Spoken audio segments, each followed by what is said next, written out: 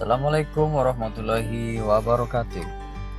Aksi nyata topik 1 tentang menyebarkan pemahaman Merdeka Belajar oleh Tri Julianto SPDSD, Guru SD Negeri Mulia 03 Kecamatan Majenang, Kabupaten Cilacap. Berikut adalah dokumentasi menyebarkan pemahaman Merdeka Belajar yang dilakukan oleh saya.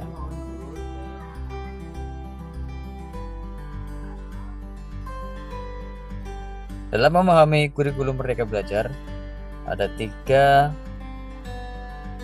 fase yang harus kita pahami. Yang pertama ada pemahaman, gagasan, dan prinsip pendidikan berdasarkan pemikiran Ki Hajar Dewantoro. Kemudian yang kedua adalah pemahaman untuk memfasilitasi murid agar tumbuh sesuai dengan kodratnya. Yang ketiga adalah penerapan pembelajaran yang memerdekakan murid. Selanjutnya, pada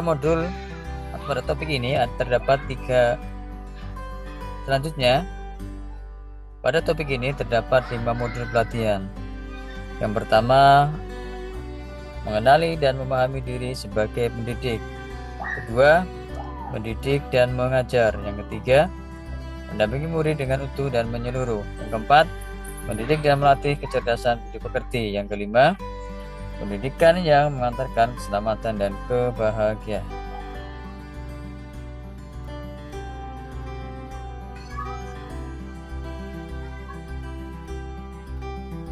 Modul 1. Mengenali dan memahami diri sebagai pendidik. Setidaknya ada 7 poin yang harus bisa dipahami. Yang pertama, mampu mengenali kekuatan dan kelemahan diri. Yang kedua, mengenal karakteristik dan kebutuhan peserta didik. Yang ketiga, menjadi manusia yang merdeka yang hidupnya bersandar pada kekuatan diri sendiri baik lahir maupun batin. Yang keempat, pendidikan berperan penting pada perkembangan peserta didik sesuai dengan perkembangan zaman. Kemudian yang kelima, pendidikan menuntut kekuatan kodrat yang ada pada peserta didik agar dapat mencapai keselamatan dan kebahagiaan. Yang keenam, mendidik anak sama dengan mendidik rakyat. Kemudian yang ketujuh, guru harus adaptif terhadap sebuah perubahan. Selanjutnya, pada modul 2, mendidik dan mengajar. Ada 6 poin yang harus dipahami. Yang pertama, pengajaran merupakan bagian dari pendidikan. Kedua, pengajaran merupakan cara menyampaikan ilmu atau manfaat bagi hidup peserta didik secara lahir dan batin. Kemudian yang ketiga, mendidik adalah menuntun segala kodrat yang ada pada peserta didik sehingga dapat mencapai keselamatan dan kebahagiaan setinggi-tingginya. Yang keempat, pendidikan tidak sekedar memberikan pengetahuan, namun mendidik keterampilan berpikir dan mengembangkan kecerdasan batin peserta didik. Yang kelima, adanya sistem AMONG yang dibukakan oleh Ki Hajar Dewantoro, yaitu yang terkenal dengan pertama, Ingarso Sungturodo, Hikmat Bangunkarso, Tuturi Handayani. Kemudian yang terakhir, manusia merdeka dan manusia yang dapat menguasai dan memerintah dirinya. Kemudian modul 3 tentang mendampingi murid dengan utuh dan menyeluruh. Ada 4 poin yang harus dipahami dan dijalani. Yang pertama, pendidikan bergerak secara dinamis, menyesuaikan keadaan yang bergerak begitu cepat. Kemudian, yang kedua, setiap peserta didik terlahir dengan kodrat alamnya masing-masing. Yang ketiga, perubahan tidak bisa dihindari, sehingga cara mendidik dan mengajar perlu disesuaikan dengan perkembangan zaman. Yang keempat, guru dapat merancang pembelajaran yang berkelanjutan, terbuka berdasarkan bangsa. Hal ini sesuai dengan asas trikon yang dibukakan oleh Ki Hajar Dewantoro, yaitu kontinu, konvergen, dan konsentris. Modul 4, mendidik dan melatih kecerdasan budi pekerti. Poin yang pertama, budi pekerti merupakan hasil bersatunya gerak pikiran, perasaan, dan kehendak sehingga menimbulkan suatu tenaga. Yang kedua, budi pekerti juga merupakan perpaduan cipta, rasa, dan karsa. Yang ketiga, budi pekerti peserta didik tidak hanya dibentuk di lingkungan sekolah, tetapi juga terbentuk dari lingkungan, keluarga, dan masyarakat.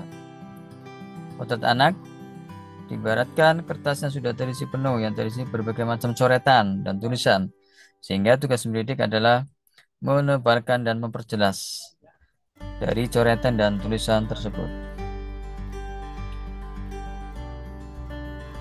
Kemudian yang terakhir, di modul 5, pendidikan yang mengantarkan keselamatan dan kebahagiaan. Poin yang pertama, sebagai seorang guru tidak hanya mengajarkan ilmu pengetahuan saja, tapi guru harus membimbing dan memantau peserta didik untuk mencapai pemahaman yang bermakna. Yang kedua, perspektif guru tidak selalu sama dengan perspektif peserta didik. Yang ketiga, fungsi pendidikan adalah mengantarkan peserta didik agar siap hidup dan mampu mengisi zamannya. Berikut adalah umpan balik yang diberikan oleh teman guru atau teman sejawat kami.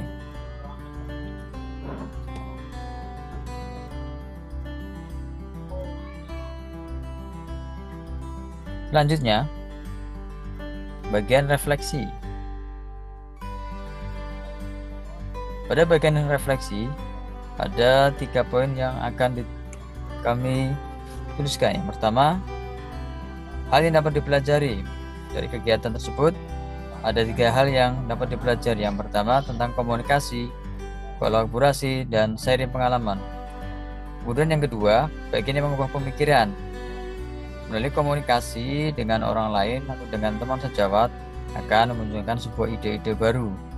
Kemudian yang C atau yang ketiga adalah langkah konkret ke depan, bahwa setelah ini akan diadakan sebuah pertemuan rutin dalam KKG Dapin di kelompok kami yang dilaksanakan pada setiap hari Sabtu.